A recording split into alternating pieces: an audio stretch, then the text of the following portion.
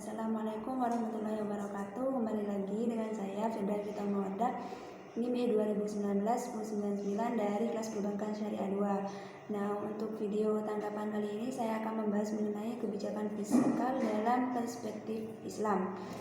Untuk yang pertama yaitu pengertian dari kebijakan fiskal. Nah, kebijakan fiskal adalah kebijakan yang dilakukan oleh pemerintah dengan cara meningkatkan atau mengurangi pendapatan dan belanja negara untuk meningkatkan atau mencapai tujuan yang diharapkan.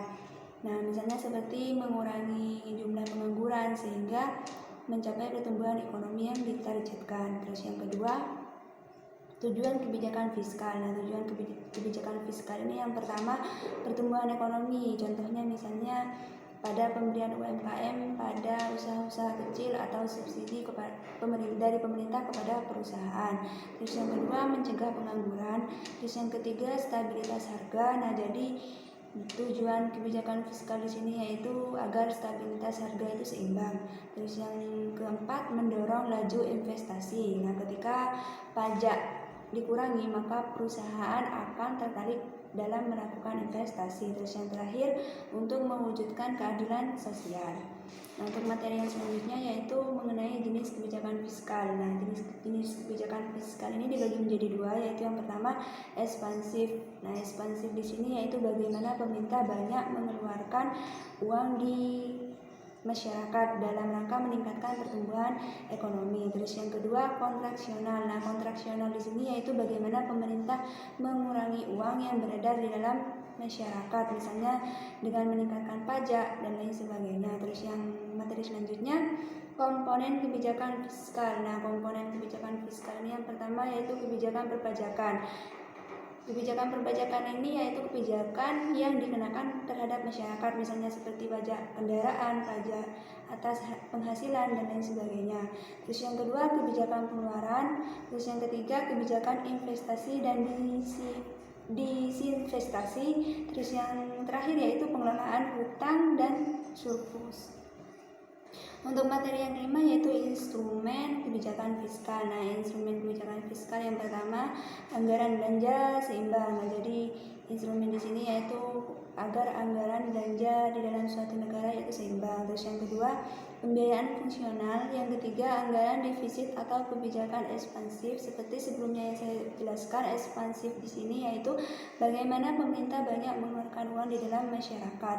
Terus yang keempat yaitu anggaran surplus atau kebijakan fiskal kontraktif. Nah, fiskal kontraktif di sini yaitu bagaimana pemerintah mengurangi uang yang beredar di dalam masyarakat. Terus selanjutnya stabilitas anggaran otomatis dan yang terakhir pengelolaan anggaran. Untuk materi yang selanjutnya yaitu fungsi kebijakan fiskal. Nah, fungsi kebijakan fiskal mengoptimalkan penggunaan SDA dan juga SDM. Nah, jadi fungsi di sini yaitu mengoptimalkan penggunaan sumber daya alam dan juga sumber daya manusia. Terus yang kedua mengoptimalkan kegiatan investasi dan yang ketiga alokasi. Yang keempat distribusi, yaitu bagaimana mendistribusikan pengeluaran seperti bantuan, UMKM dan lain sebagainya. Terus yang selanjutnya stabilisasi. Nah, stabilisasi di sini yaitu misalnya stabilisasi harga atau keseimbangan pasar dalam suatu negara. Terus yang terakhir yaitu pembangunan, misalnya pembangunan perusahaan, pembangunan pemerintah seperti tempat pendidikan atau sekolah-sekolah dan lain sebagainya. Untuk materi yang selanjutnya yaitu ciri-ciri kebijakan fiskal ekonomi Islam. Nah, ciri-ciri kebijakan fiskal ekonomi Islam yang pertama, pengeluaran negara harus dilakukan sesuai pendapatan. Nah, sehingga jarang terjadi defisit anggaran. Terus yang kedua sistem pajak yang profesional. Nah, jadi sistem pajak yang profesional di sini yaitu pajak dalam ekonomi Islam dibebankan berdasarkan tingkat produktivitasnya. Terus yang terakhir yaitu perhitungan zakat berdasarkan hasil keuntungan bukan pada jumlah barang. Terus materi yang terakhir yaitu mengenai instrumen kebijakan fiskal dalam ekonomi Islam. Yang pertama yaitu ada jizyah. Nah, jizyah di sini yaitu pajak yang dibebankan kepada non-muslim yang tinggal di negara Islam. Terus yang kedua ghanimah. Nah, ghanimah di sini yaitu harta rampasan dalam perang. Terus yang ketiga fai. Fai di sini adalah harta rampasan tanpa perang. Terus yang keempat zakat. Nah, zakat ini yaitu harta yang dikeluarkan masyarakat kepada orang-orang yang tidak mampu dari 2,5% sebagian penghasilan kita. Terus yang kelima khoros. Nah, khoros di sini yaitu pajak yang dibebankan atas tanah yang dikuasai oleh umat Islam. Terus yang keenam nawaib. Nah, nawaib di sini yaitu pajak yang dibebankan kepada umat Islam apabila suatu negara mengalami kesulitan atau mengalami kesulitan dalam keadaan ekonomi. Terus yang terakhir yaitu anwal fahla. Nah, anwal fahla di sini yaitu harta yang tidak dimiliki. Nah, jadi anwal fahla harta yang tidak dimiliki oleh sebagian masyarakat, hanya dimiliki oleh pemerintah.